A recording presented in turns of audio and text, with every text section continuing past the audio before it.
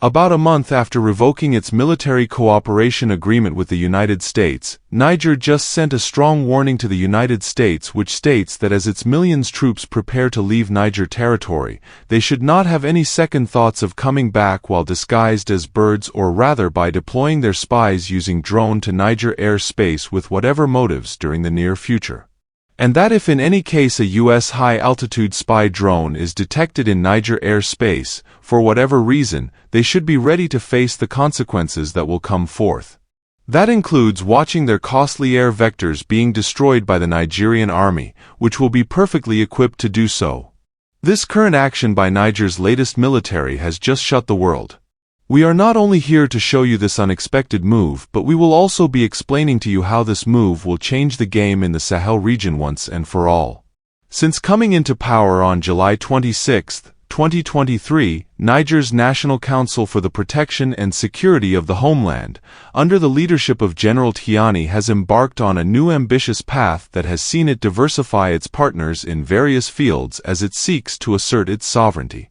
It is in this spirit that General Tiani had a promising telephone conversation on March 26, 2024, exactly 10 days after revoking all cooperation agreements that gave the Americans the audacity to operate on Nigerian territory with its Russian counterpart, President Vladimir Putin. This conversation was based on the strengthening of multi-sectoral and global strategic cooperation between Niger and Russia. Talking out of this conversation that also touched in detail on the current security threats in the Sahel region, and most particularly those which Niger has been facing. Russia, on Wednesday, April 10, 2024, supposedly provided Niger with an air defense system that will be necessary for the country's self-defense and airspace operations.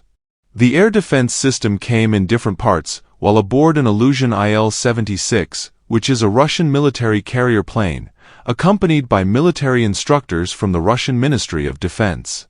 They have been deployed to effectively train the Nigerian army on how to use the military equipments.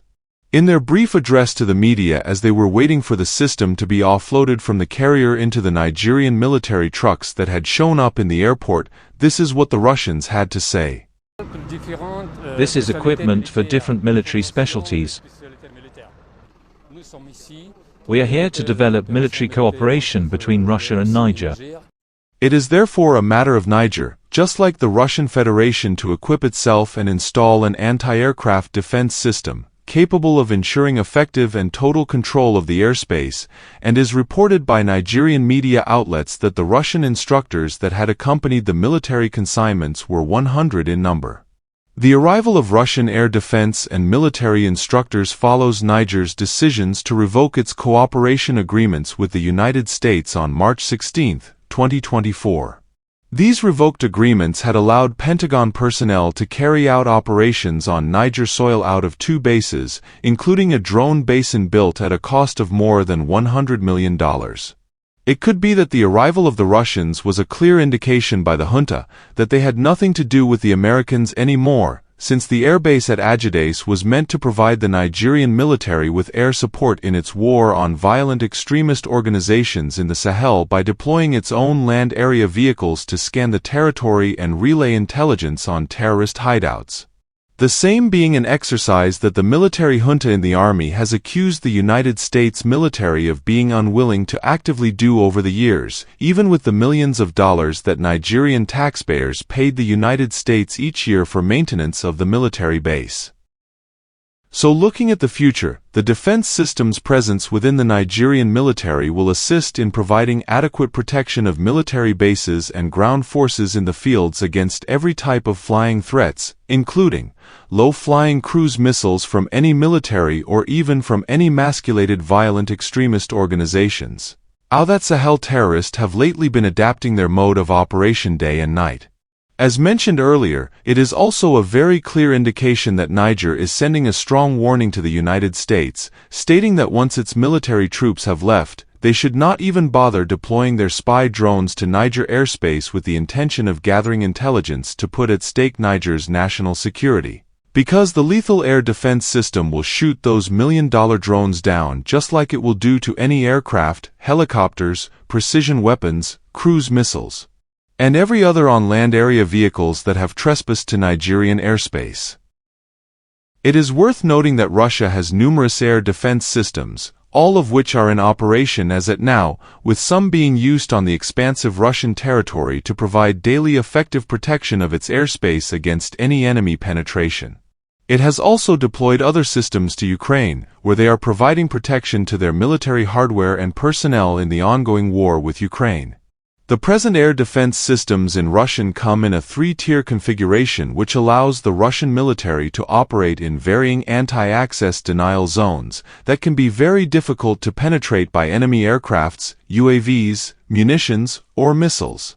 The highest tier used by these defensive networks is long-range defense systems such as the S-200, S-300, and S-400, all of which can provide air defense bubbles of potentially up to 800 kilometers in diameter, just like Israel's defense system. These zones are usually supplemented by the second-tier defense systems which include medium-range systems like the 9K-37 Buk as well as a number of its variants. This medium-range layer is expected to increase radar coverage within the air defense zone. The third tier uses mobile shoot-range systems like the 9K-33 ULSA and the S-125 NEVA to provide extra protection for key areas such as military bases. These third-tier systems, along with the second-tier systems which are highly mobile such as the 9K-37 Buk, are also often attached to formation of ground forces in the field, and as a result of their vulnerability to low-flying threats such as cruise missiles, the first and second layer defense systems are usually guarded by point defense systems like the TOL or Pansa S-1. Работаем мы на зенитно-ракетном комплексе ТОР-М2 и только, в принципе, на нем. Отличие основное от других комплексов – это высокая мобильность и высокая проходимость. Так как у нас гусеничная база, мы можем передвигаться по сложной местности, мы абсолютно не привязаны к какому-то рельефу. После произведения боевой работы, после пуска, мы можем оперативно поменять позицию. Зенитно-ракетный комплекс может работать абсолютно автономно, мы, повторяюсь, ни к чему не привязаны. Стрельбу на ходу мы можем вести. Также машина производит разведку воздушного пространства на 360. Мы видим цели на дальности 32 километра и высота начиная от 10 метров над уровнем земли. Работать одновременно можем по 4 целям, 4 ракетами. Если эта цель групповая, мы в состоянии отработать по групповой цели. Допустим, если летит пакет РСЗО, то 4 снаряда за один раз мы можем сбить. Доводилось работать по всему. Есть сбитые точки У, есть очень много сбитых ракет РСЗО, также большое количество беспилотников. Presently we are not very certain on which tier of the defense system were supplied to Niger, but hopefully over the coming days we will be able to find out and keep you updated. Please do not forget to subscribe to our channel, and also if you like this video please like and share to help promote the video. Thank you for watching to this end.